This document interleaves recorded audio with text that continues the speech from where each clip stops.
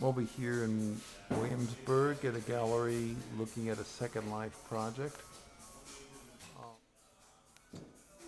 that Jay has introduced me to. Okay, hi, and I'm having a beer now. Okay, so what do you want to tell me about this project? Well, the first thing is to really get it, you need to interact with it a little bit. Okay, so hold on. Push this button. Okay. This one here? Mm-hmm. Okay. And then,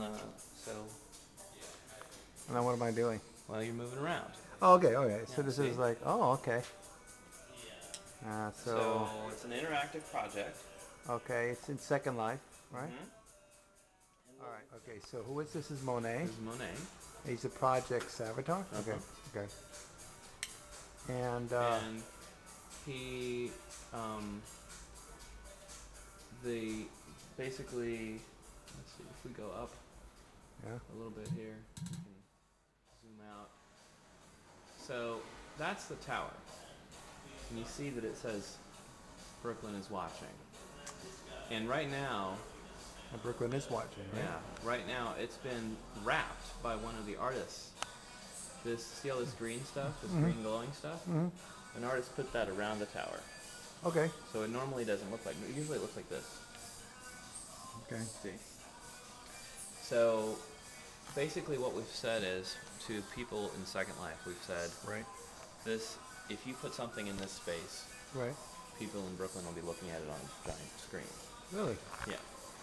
And everything that you see here has been made in the last few days. We have a system that automatically returns anything that's been made 7 days after it gets put here. How does it automatically know it's 7 days old? It's part of the programming that Boris did. Okay. Okay. So what Boris contributed, I mean, I just made drawings of these things, you know, and of the tower and of the eyeball. Yeah. And then he built everything. All right. And he's given us the land. Why is it called Monet? It's from an old quote by Cézanne. Oh, my favorite painter. Okay. Well, one of my favorites too. He said, Monet, he was only an eye. But what an eye. Right. In other words, he didn't necessarily go into the structural elements, but he didn't care. But yeah, but they were friends. So what was he going to say? Sure. but since he's a giant eyeball, we figured Monet was fitting for him. So anyway, been here for a full year. So you've got hundreds of people create objects here, and too bad you don't have V-Tracker on this thing. I bet you could get Jared to put V-Tracker on this thing. What's that?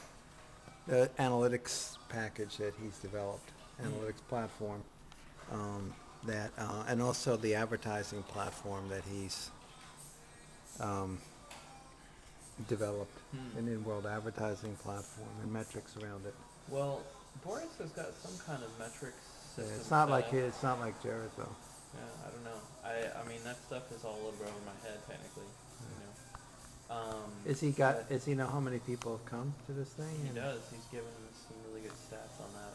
Okay. I mean, the blog got 16,000 page views last month. Not bad. So, considering it's a pretty new project, I think that's not bad at all. No, 15,000 page views for a niche art blog is not bad. Yeah. No, it's not bad at all. So, I mean, and the thing is, are you using Google Analytics to measure the traffic?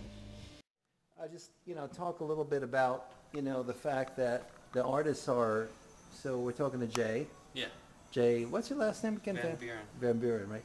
So really the artists are doing the most interesting things in Second Life now, and the corporations suck, right? Yeah. I mean, they don't know how to kind of do anything. I knew that at IBM. They kind of... I mean, the biggest thing, I think, is that what's fun about Second Life is the social interaction and people being able to do creative things and express themselves and get attention from other people. And like Boris told me a story about some corporation, I think it was a bank, that did a big project where they were doing floats like in a parade at Mardi Gras. Yeah. And they had paid a bunch of very expensive Second Life artists to create a bunch of beautiful floats. And it was a ghost town, you know? Yeah, nobody comes Nobody there. was there.